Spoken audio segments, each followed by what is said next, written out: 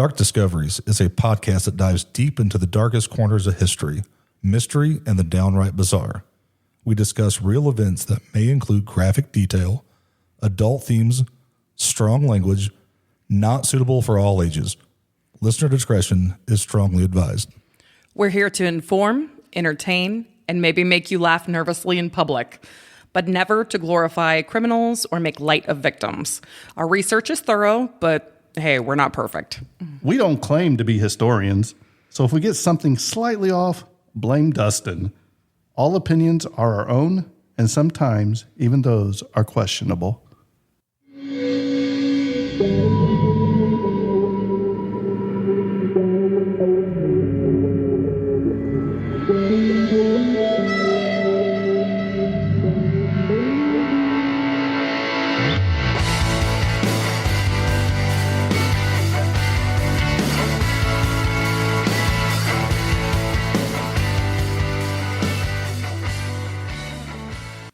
Welcome to Hillbilly Horror Stories. You're like, whoa, we updated a new episode. Just kidding. I'm Jimbo, and I'm joined today by two of my good friends, Dustin and Jackie. And we are the Dark Discoveries podcast, which will be launching shortly. As many of you know, last year we lost a good friend, mentor, Tracy Paulley. He left a big hole in the community of the podcast world. We miss him, we loved him, and we still love Tracy. But most of all, we loved what he represented and what he came up with Hillbilly Horror Stories. And that's pretty much how all of us met here at this table. So in honor of Jerry and for the love of Tracy, we've decided to do a Hillbilly Horror Stories episode kind of like the way Jerry used to do his episodes. So before we get started, obviously the first thing we want to do is thank all the military and civil servants around the world, no matter what country you represent. Absolutely. Thank you. Thank you. Mm-hmm. We also, in honor of Jerry, we want to pass out the suicide hotline line like he used to do, and also the text number. So if one of my fellow co-hosts would reach out and... Yep, I got it right here. So the suicide prevention hotline, phone number 1-800-273-8255. Or you can call or text 988. You are not alone. You matter. You are loved. Please reach out if you need help. Right. And always remember, you can join the Hillbilly Horror Stories Facebook group. It's still very active. It's a great support group, and we keep that going in honor of Jerry and his legacy because it's what he wanted. And I'm part of it. I believe Dustin's part of it. I believe Jackie's part of it. So just remember, if you're struggling, please reach out to any of us. We will take the time to talk to you. We all work different scheduled jobs, no matter where you are around the world. We will eventually get to you. One of us, even at this recording, will reach out to you because one of us works night shift, one of us day shift, and one of us never sleeps. So There's always one of us. So. I think all of us don't sleep. Yes. Right. And don't forget, you can always go to hillbillyhorrorstories.com, grab yourself a fresh T-shirt, and support Tracy that way as well. Right. Absolutely. Mm-hmm. So the topic that we have decided to talk about tonight, we are going to be doing haunted theaters. Mm-hmm. Because in our midst tonight, we have Jackie Johnson, who is a professional theater performer. Hello. Yes. I am thrilled to be doing this for Jerry. And because of Jerry, I was able to meet Dustin and Jimbo. And theater and production is a huge part of my life. We actually hosted Jerry a couple of times in a podcast here, and being able to listen to his stories and his speech, it was just such a heartwarming moment for me. And the fact that we've been able to become what we are is all because of Jerry. So tonight we are doing something kind of strange. We have all but one light on. No, we have every light off except for one. And just because it's Jerry, we chose the Christmas Story leg lamp because I think he would approve. So, Jerry, we have a light on for you tonight, and I please ask if you are able, if you are driving, do not do this. If you are around home listening to it, enjoy. Please join us tonight. Turn off all lights except for one. We are going to have a ghost light while we talk about this. If you don't know what a ghost light is, it is a practice that started way back at the beginning of theater time. And it's a tradition that we still continue to this day. A ghost light is a single, usually standing lamp that is left on the center of the stage when a theater is closed. While it serves as a safety light, it has extremely superstitious origins.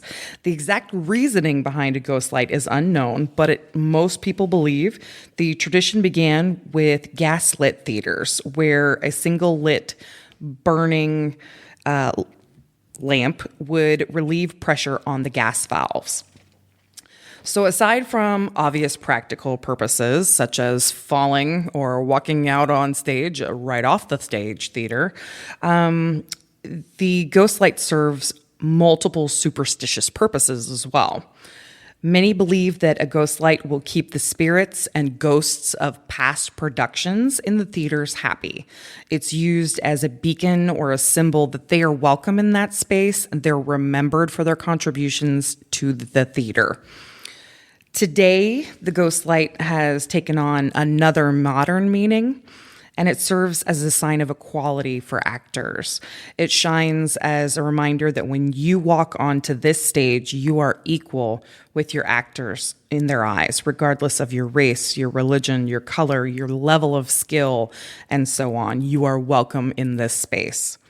As an actress, I personally follow the latter two beliefs, welcoming light to those that performed before myself or others, and a visual reminder of the individuals that bring art to life, that they are welcome, that they are seen, and they are acknowledged in this place.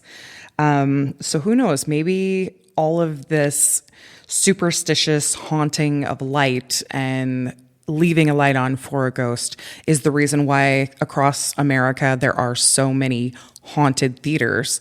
And we're actually going to talk about a couple of those. And I'll kick it over to Jimbo to start us off here. Okay. Right. So Jackae obviously is the theater aficionado. So I said, Jackae, why don't you find us 3 different theaters? We'll each take one and we'll go through a little bit of the history and then some of the hauntings like Jerry used to do for all those episodes. So the theater that was delegated to me is the Belasco Theater. Am I saying that right, Jackae? You got it. All Very right. proud of you. Now, this might even be harder because it was originally known as the Stuyvesant Theater, or Stuyvesant, however you want to say. Gesundheit. Mm-hmm. Bless you, yes. So it's a theater that is in Broadway. It's at 111th West Street, or West 44th Street, sorry, between 7th Avenue and 6th Avenue in the Theater District of Midtown Manhattan in New York City, United States. I have never been to New York, so I have never been to this theater. Have you? I have not been to this theater. This is on my bucket list. As a huge theater person, Broadway, heart of, America, Apple, you name it, New York is the place to start. Is this the big Broadway theater that everybody talks about where Phantom of the Opera ran for all those years? It is not, Okay. But they have had multiple people through there. It is one of the biggest theaters in New York. Okay. So the Belasco and Company, they had their offices in the western wing of the theater. It was a 10-room duplex penthouse apartment, which occupies the top of the eastern wing and contained Belasco's collection of memorabilia. Guess what was in there? The interior features Tiffany lighting and ceiling panels, rich woodwork, and expansive murals by American artist Everett Shen. The auditorium consists of a ground-level orchestra and 2 overhanging balconies with boxes at the second balcony level. Now, Dustin, have you ever went to a theater and sat in the box seats on the side of the theater? The only 2 theaters I've been in is the Muncie Civic Theater and Ford's Theater in Washington, D.C. And unfortunately, I wasn't in no box seats. Jackie, Yes, many. do you prefer sitting up in the? It depends on the show. If I'm bored, a box seat is great to hide. If I am really intrigued, then I want to be main stage center. Nice. Yeah, you got to be the right distance back, center to where you get everything in. Absolutely. I'm super picky. You have to get a center seat so you're dead on. You can see everything, and it's the right angles. Well, I took my wife when she was pregnant with my son, like 8 months pregnant, and I took her to see Phantom of the Opera. It came through Indianapolis. I didn't know. I'm just buying a ticket, right? Front row on the right-hand side for Andrew Lloyd Webber. Oh, I bet your neck hurt like crazy. No. I was going to say It was perfect. That is the seat. Oh gosh, Perfect. amazing. So the theater was developed by Mayer R. Bemberg and operated by David Belasco. It opened on October 16th, 1907, and was expanded in 1909 with Belasco's apartment. Belasco renamed the venue for himself in 1910. After his death in 1931, Catherine Cornell and then the wife of playwright Elmer Rice, he leased the space. So the Schuberts bought the theater in 1948 and leased it to NBC for 3 years before returning it to legitimate use in 1953. Through the late 20th century, despite a decline in the quality of productions hosted at the Belasco, it continued to show Broadway plays and musicals. The theater was renovated multiple times over the years, including in the 1920s, 1970s, and the 2000s. But it is reclusively small compared to other theaters as well. Yes. So let's talk a little bit about the interior of this theater. It was mechanically advanced for its time with heating and cooling and ventilating systems. There were no radiators in this theater, but the floor contained a plenum system of 350 ducts. The plenum system used to evenly distribute the heat from two boilers, either of which could heat the theater on its own. When a sufficient level of heat had been reached, the heat was shut off and fresh air was distributed through the plenum system using large blowers. Air outflow passed through the hidden openings in the ceiling of the auditorium. In addition, the cellar contained a fire pump capable of, 250 U.S. gallons per minute, supplied by a 15,000 U.S. gallon water tower on the roof and a 10,000 U.S. gallon reserve tank in the basement. Below the stage was a mezzanine with heating coils. Each side of the theater had 3 separate sets of fire escapes, and the western side had a marble and stone staircase leading directly into the alley there. The additional exits were constructed to prevent crowd crushes such as happened in the 1876 Brooklyn Theater fire where hundreds died. Well, how many ducks did you say there was?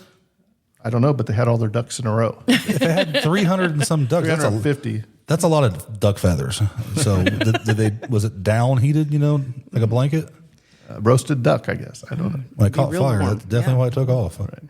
So let's talk a little bit about the auditorium. The auditorium has a ground level orchestra, boxes, 2 balconies, promenades on the 3 seating levels, and a large stage behind the proscenium arch. The auditorium's width is greater than its depth. The auditorium has 1,016 seats. These are divided into 527 seats at orchestra level, 283 on the first balcony, and 200 on the second balcony, as well as 24 box seats and 25 standing-only spots.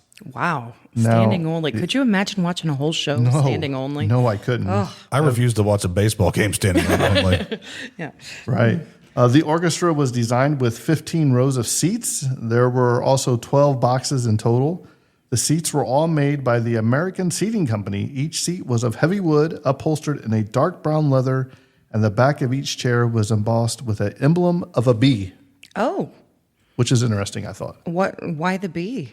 I don't know. Don't know. All right. Must just been like a maker's mark. I know why the material was brown. Doesn't show stains. Wow. So there was some other facilities as well. So David Belasco intended the backstage areas to be clean and comfortable, even prohibiting stagehands from spitting onto the floor.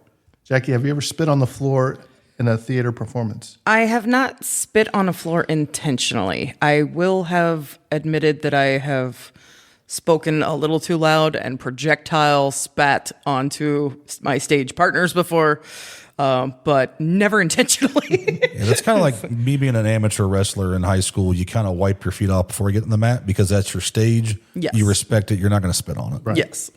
There were chairs behind the stage for actors to rest, as well as padded floors behind the proscenium so actors could walk on and off stage without making noise. That's so smart. I wish more theaters would do that. We walk a lot of tippy toes. Adjoining the auditorium with a 6-story wing for dressing rooms. Each of the dressing rooms were arranged similarly to contemporary residential apartments with concrete floors, natural light, ventilation, hot and cold water, and a shower and bathtub on each floor. Wow. There were 35 rooms in total. The dressing rooms overlooked the side and rear alleys for natural light exposure, and the eastern wall was a thick, fireproof wall separating the dressing rooms from the rest of the theater. The eastern portion of the theater contains a 10-room duplex apartment, which was built for Belasco in 1909. The apartment's design complements the 4th story of the office wing to the west. The unit had its own small private elevator, as well as a living room with a 30-foot ceiling. The duplex contained eccentric items, including a collection of ancient pieces of glass, a room containing Napoleon memorabilia, including a strand of Napoleon's hair, and a bedroom designed with Japanese furnishing. Also in the duplex were a dining room, a library leading to the dining room, large baths, and narrow passages. Belasco had a collection of erotica and medieval art in a hidden Gothic-style room. Scattered across the duplex were banners, rugs, books, and what one biographer called a vast, confusing medley of collector's treasures. After Belasco died in 1931, Sardi's restaurant received some artifacts for its Belasco room. Some books went to the New York Public Library, but most of the objects were auctioned off.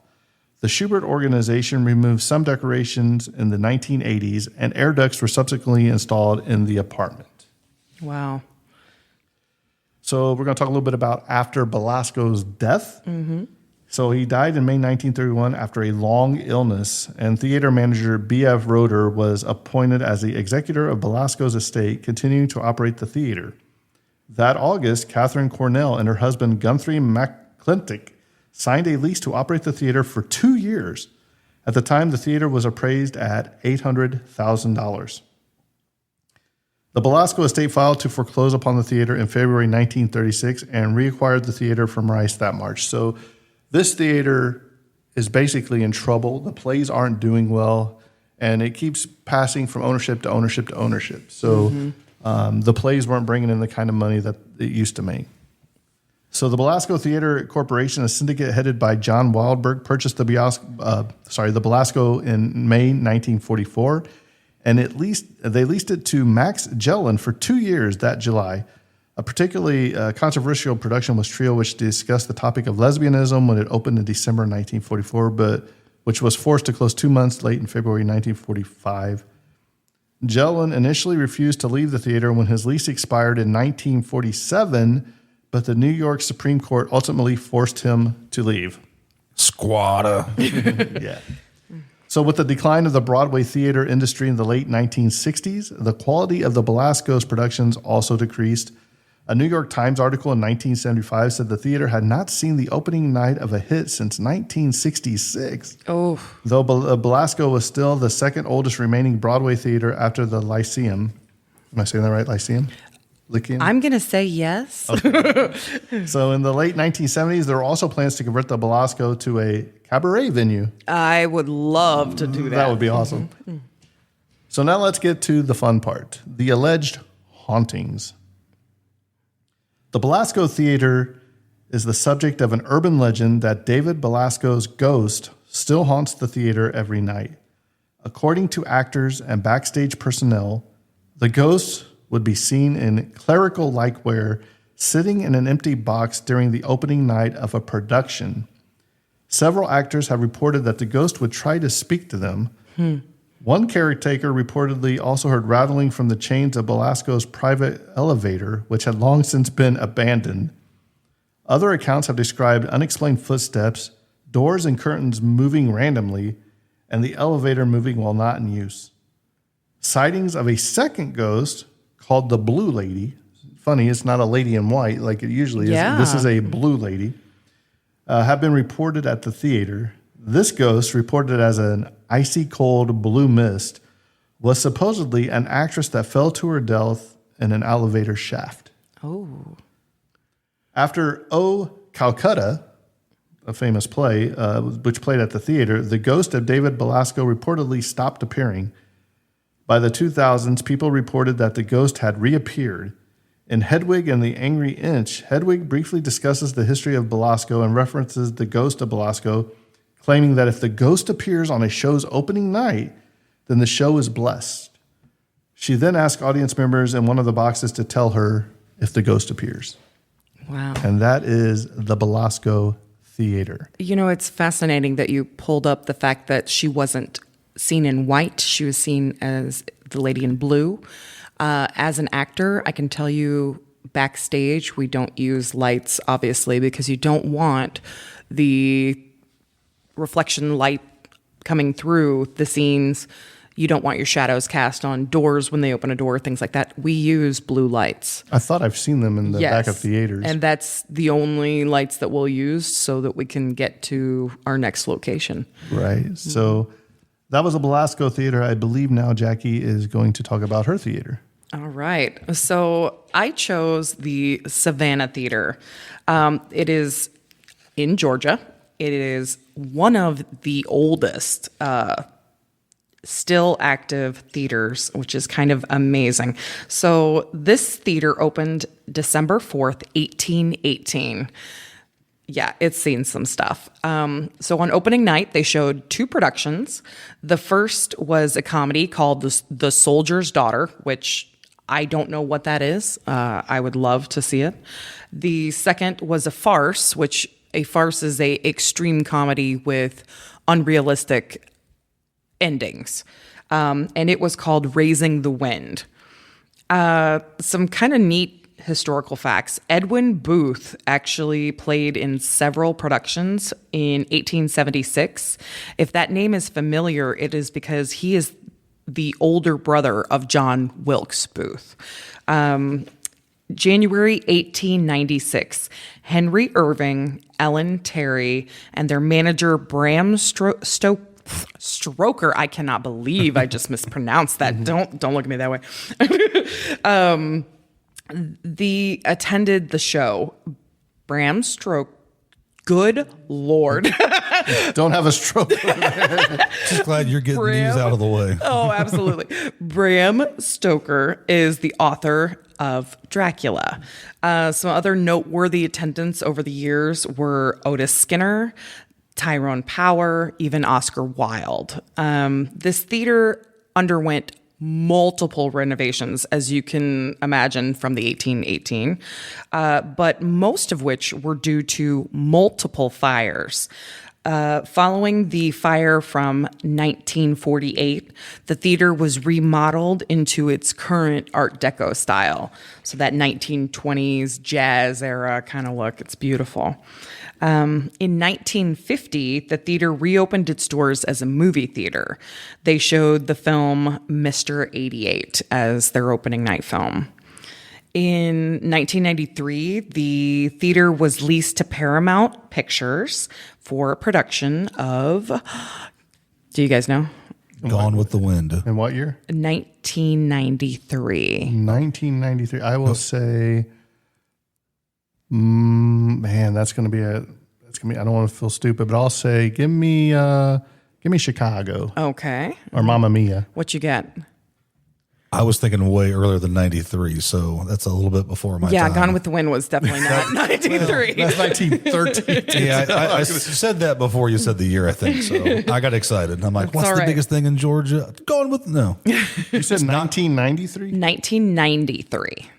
1993. Is it a Broadway production? No, It it wouldn't be was by Titanic. Paramount. It was a film. Oh, by Paramount. Yes. 93. What the biggest movie in 93 would have been, because it has to be a blockbuster. The Producers. What do you think? Is it Mel Brooks? I'm close. All right.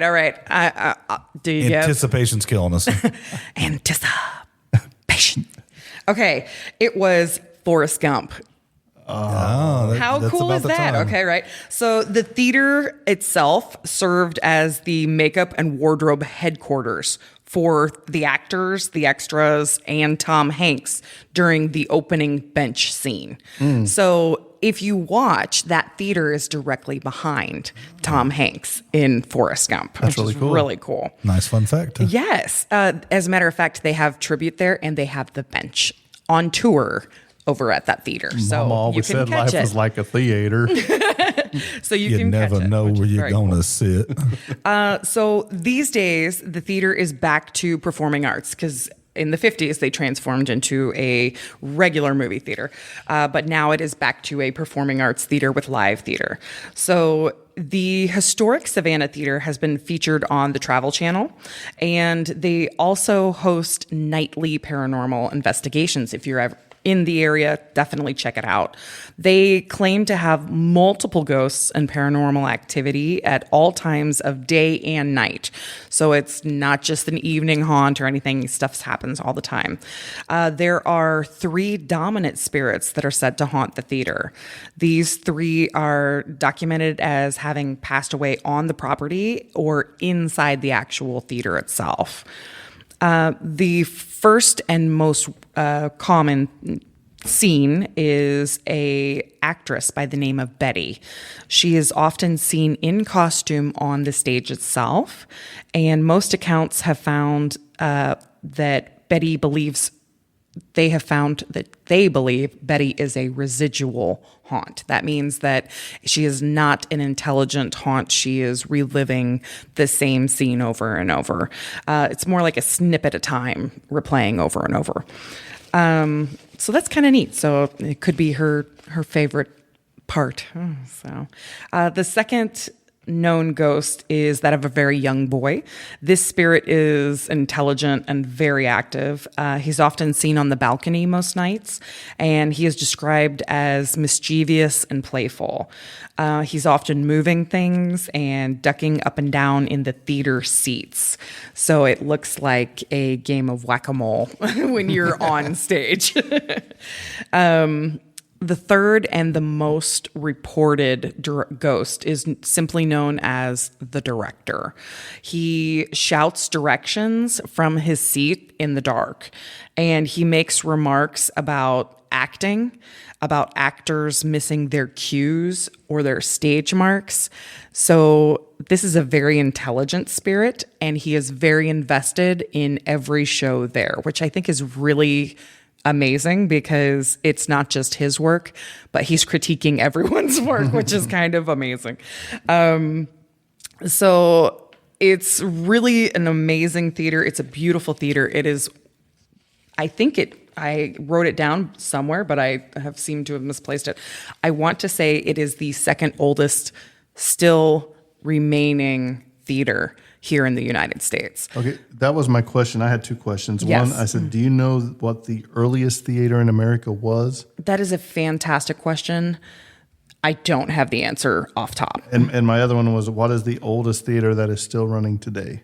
That is this historic Savannah. The That one other is currently a museum, and I will get you the proper information on that. So we'll recap that. But yes, the historic Savannah Theater. Oh, I see. So Dustin. Google tells me the Walnut Theater in Philadelphia, Pennsylvania was opened or founded in 1808. Beautiful. So 10 years prior. So that is the one that, yes, is the second. So the historic Savannah Theater is the second oldest in the United States, and it is the oldest still Continuous operating. theater. Yes. So some of you may know that we are in the state of Indiana and we have some hometown pride.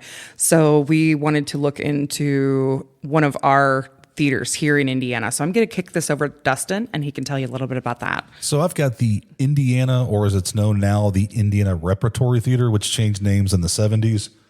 It first opened on September 2nd of 1927. The Indiana Theater has been a cornerstone of Indianapolis's entertainment scene, captivating audiences for nearly a century.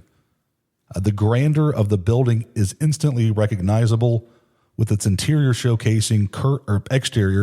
showcasing a curving triangular arch inspired by a Spanish Baroque style, a design that pays homage to the ornate and elaborate details of a bygone era. So when you walk into a theater, or, for me, it's the Biograph, for obvious reasons. You walk in, you just kind of look to where the marquee sign is. The Indianapolis Theater, look up higher. And I learned this on my short trips to New York City. These old buildings, same thing in Chicago, but I hate Chicago. The traffic's horrific. But you look up and see the detail on all over the building. It's just amazing that these 100-year-old plus buildings, they put that much detail. And most people don't even see it because they just look to that marquee and they don't keep looking up. But the theater transports its audience to a time where the building wasn't just constructed for utility. It was a lasting symbol of pride and craftsmanship. You got to remember, this was built towards the end of the Roaring '20s, and the '20s was just extravagance. Everything was done above and beyond. It was just, like I said, you don't get that same pride today as you did back then. It cost almost $1 million back then, which today is around $15 million. So, which doesn't seem like that much anymore, but that was a huge amount of money as you're fixing to go into the Great Depression. So, like I said, that's a nice little tidbit. It was designed to awe and impress. It was the largest theater ever built in Indianapolis with a seating capacity of 3,200, and it offered groundbreaking amenities such as air conditioning. An innovation at the time was playfully referred to as man-made weather. The theater became a sanctuary for cultural and social events, from silent films to live performances, jazz concerts, and community gatherings. Upstairs at the Indiana Ballroom was a hub of activity. An ornate dome ceiling provided a backdrop for dazzling jazz performances, with legendary musicians like Louis Armstrong gracing its stage. The ceiling would often light up the night with projectors and would create the illusion of a twinkling night sky. So just, you got the jazz music playing, looks like you're outside. It's going to create a really nice, memorable experience. Like I said, it was extravagant for the time. It was definitely an experience like no other, a glimpse into future entertainment as we kind of know it now. The technology and the artistry captivated your senses. It was just way above anything else at the time. The Indiana Theater just wasn't a place to watch films and hear music. It was a beacon of innovation. It was the first theater in Indiana to use and feature stereophonic sound, 3D projection, and a Cinemarama. Same thing when I went over this in my notes. You said it right for me, Jimbo. What? Words are hard. Cinemarama. Cinerama. Don't know why I can't say that. Words okay, are tough. I couldn't say Bram. Bear with me. Jackie started all this, and I swear, while we're off topic, I swear that light over here flickered earlier. Aw, hi, Jerry. So, just saying. Mm-hmm. The basement would have bowling alleys, billiard rooms, and provide an all-encompassing entertainment experience. But by the 1960s, the theater's grandiosity began to fade. The upkeep grew more costly, and the venue started to decline. The community began to lose interest. Here you are, like I said, it's more of a film theater. I mean, it's just slowing down. Everything's on the decline, but that's not where our story ends. In 1979, the Indiana Repertory Theater would take a new role, bringing a new life into the historic venue. A massive restoration project revived the space, and the theater was added to the National Registry of Historic Places, securing its place in Indianapolis' cultural legacy. The Indiana Repertory Theater brought forth a new era of Shakespearean plays, Broadway classics, and modern arts, transforming the theater into a beloved space for the performing arts. The annual tradition of a Christmas carol became a cherished ritual for Indianapolis residents. Still one of those things that talked about today that we probably need to make time this winter and go see that play. I remember Absolutely. seeing it several times. It's very interesting, especially when the snow falls and the trapdoors they have and the ghosts they do. It is one of the best productions I've ever seen. But if you ever get a chance, them Shakespearean plays that they do, I've seen Macbeth there, I've seen Julius Caesar there, and I've seen The Tempest there. They are really well done. So if you're ever in the area, look that up and take a chance and go check them out. The one play I seen at the Muncie Civic Theater was A Christmas Carol. But there's definitely more to the story. Something a little bit more eerie, something that lingers in the halls of the storied theater. Enter Tom Haas. Tom's reputation as a master of arts preceded him when he arrived in Indianapolis in the early 1980s. A graduate of Cornell University and the University of Wisconsin, Haas had previously run the drama programs at Yale, Emerson College, and founded various theaters across the country. North Carolina, like I said, I want to say it was Durham. He founded that theater there. When the Indiana Repertory Theater took a chance with him in the 80s, it was a monumentous occasion. The start of a new chapter for the historic venue. At 43 years old, Haas was in peak physical condition, an avid jogger whose morning ritual helped him stay sharp, reduce stress, and kind of get ready for his day. The particular day all this starts was kind of a foggy morning. This is when the theater's fate took kind of a turn. The fateful day decided to go out for his usual run outside versus taking it inside on a foggy day. He was turning a corner near the theater when he was hit by a car. I think I said a van to be specific.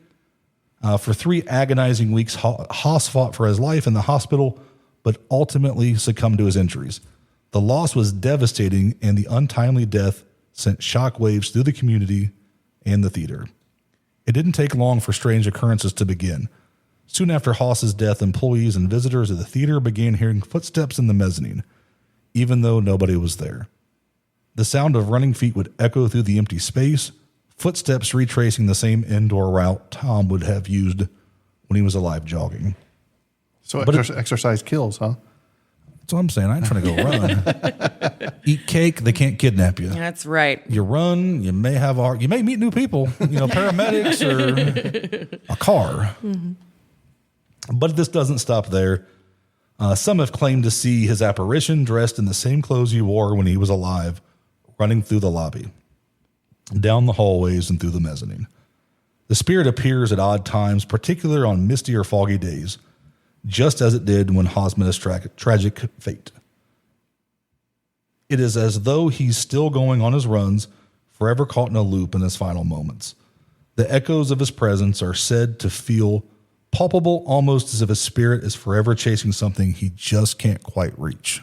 How would you like to be stuck in that where you have to run your entire Do you run out of afterlife? breath? Do you run out of breath as a ghost? Because I would. That would be death day after day after day. But I don't run now. I don't want to do it in the afterlife. I'm trying to picture somebody running through that theater, down through the mezzanine and everything. It's got kind of some sharp, crazy turns and Yes. everything. So, And steep incline. right. So I don't understand why he wouldn't just, if he was used to running indoors, why he decided to go outside for that day if it's foggy. And it was early February, so it's cold outside. cold, You know what I mean? yeah. I had to run in the cold one time from the high school to the coach's house to help somebody cut weight. I got roped into it. Worst run of my life. You're running through snow. It's cold. You can't breathe. But Slippery. Yeah. people who run, they're love it. creatures of habit. They want to go run their path. You know it. You know how long it is, and you'd rather be outside than inside. Yes. In addition to the sounds of Haas's footsteps, many have reported lights flickering throughout the theater. Some speculate it might be his way of letting the staff know that he's still there, either as a reminder for the passion and the dedication brought through the Indiana Repertory Theater or as a way to signal his unrest. Visitors walking the halls late at night often report unexplained cold spots,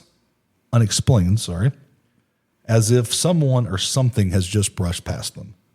On occasion, patrons and staff have also heard mysterious whispers, voices that seem to come from nowhere, sometimes accompanied by a soft sound of a faint piano tune that lingers through the air. long after the building's been emptied. Some believe there are sounds of past performances or voices from former musicians who once performed under the grand dome of the ballroom, where so many memories were made. Maybe you got, Louis Armstrong up there just kind of, That would be awesome. doing his That thing would up be. there. It is a beautiful theater, and the productions are top notch. I'm just like I said, after reading this, it's like, man, I can't believe it's right in our backyard and I've not been. Yeah, I can't believe you gotta go. haven't been either. I was there Friday. They used to take us. I've seen that. I'm like, perfect timing. They used to make us go on school field trips there. And Yes. watch plays. Absolutely. They work with children and they put on programs. They work with schools and they do free art performances for the schools and everything. It is really a beautiful organization. That's what I get for growing up in a small town, 80, 90 kids in my high school class. So we were just a little too far away. The theater's rich history also suggests a presence of other spirits that could inhabit the walls. Looking through, I didn't see a whole lot other than this, but this was something that did pop up once or twice. The building once hosted silent film screenings, vaudeville acts, and live performances, many of which ended in dramatic fashion. It's easy to imagine the spirits of former performers who left behind part of themselves in the space. With its extensive history and passage of time, it's entirely possible the Indiana Theater could have become to other ghosts. Several individuals have reported seeing shadows move in the corner of their eyes, figures that seem to glide silently through the halls and disappear, but when you look at it directly, there's nothing there. One of the most famous ghost stories comes from the Indiana Roof Ballroom, where some claim they have felt the overwhelming sense of emotion while standing beneath the dome ceiling. Some have even seen the apparition of men and women dressed in early 20th century attire. Perhaps the ghosts of those who attended the theater's lavish social gatherings still lingering to the golden age. Like I said, if you're gonna stay somewhere cool. You don't want to be stuck at work. Yeah, You want to be at a place that meant something to you. Absolutely. I'd be listening to Louis Armstrong all night. That'd be great. What a wonderful world. Yes. What a wonderful world. My personal favorite is cheesecake. I also do a really good Bob Dylan, but I'll spare you guys that right now. In his own mind. Definitely in my own mind. There have been accounts that objects are moving on their own, chairs being overturned, curtains fluttering in the places where there's no draft. Doors often open and closing, seemingly without cause. These occurrences have led some to believe the Indiana Theater is more than just haunted by the spirits of Tom Haas, but multiple spectators from its storied past. The Indiana Theater is more than just a place of historical significance. Is a portal into the past, an enduring reminder that the rich cultural heritage of Indianapolis, and with the haunting the stories around it, the theater is not only a place to watch performances, but a place to where the veil between the past and the present seems to be thin. Visitors and staff alike continue to experience strange and unexpected phenomenon, suggesting that the Indiana Theater is truly a site where history and the spirits inhabit there and live on. As you walk to the grand lobby across the mezzanine or sit in the old seats that once housed thousands, the question remains, could it be Tom Haas who lived to perform in the theater? Could he be watching over the building he helped shape? Kind of a building he helped save? Could it be the Indiana Theater is a time capsule, a living, breathing testament to history and hauntings of nearly a century-old institution? Now, we talked about that one special play that they do in, November to December? Mm-hmm. There's also some sightings that happen in that. Oh. Just at that time. There's 4 ghosts that make an appearance. In Mr. Marley, the ghost of Christmas past, present, and future. I got you, didn't I? You son of a... You I thought was it was like, a real oh, ghost. I love that. I used to go every year. Sorry, guys. Thanks for sticking with me. He tried That to was a get long me. one. He tried to get me the first time too. I said, I know. I know. I was like, oh, okay. And yeah, then you got me. Thanks for sticking with me. Like I said, it was a little rough at times, but it was a long read, long day. Yes. You did a good job. Yeah. Reading is hometown hard. pride. Stay in school and read books. Don't be like me and don't just do book reports off the back cover of the book. Yes. So, Jackie, And thank you so much for agreeing to have a ghost light with us tonight. This has been a beautiful way to honor those that have gone on before us. And I would just like to say, continue this. It's a beautiful way to honor those that have moved on, to honor the spirits that are with us, that are part of the theater and part of our hearts. so in closing, I would just like to say we did our best to try to honor Jerry, which I hope we did. We just wanted to show everybody how much he meant to us, how much we love Tracy.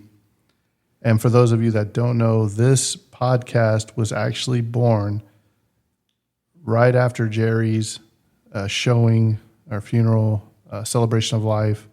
Right after that, Dustin and I went out to eat with a couple of people, and we started talking, and Dark Discoveries was born then. So with that said, Jerry's legacy is going to keep continuing through this podcast, through all the other podcasts that have branched out from him. You can see how many podcasts have started because of Jerry. And without him, I probably would never have been in podcasting myself. So, Jerry, we love you. Tracy, we love you. If you like what you heard, you can follow us on Facebook. We are Dark Discoveries Podcast.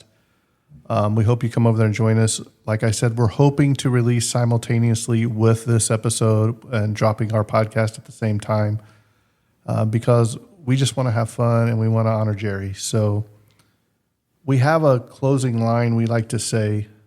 I got something first. Oh, It's not a Hillbilly Horror Stories podcast unless we hear something or have to say the name Mojo Lobster. right. Well, I was Don't know who it is, but please leave some feedback. Let me know how bad I am. It's only going to get better. Do you know what? I actually do believe I met Mojo Lobster. Oh, So I'm not going to say who he is, though.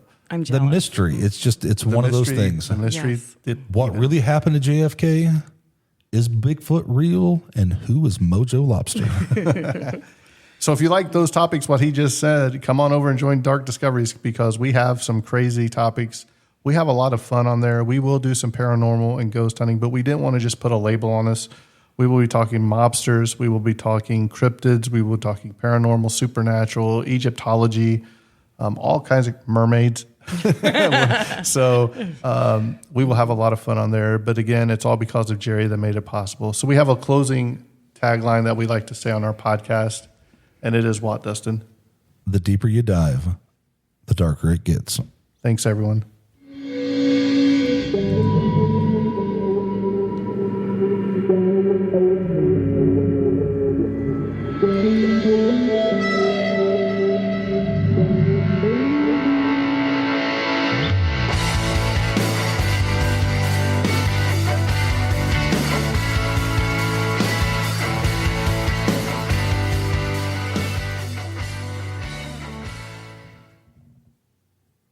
That's what she said.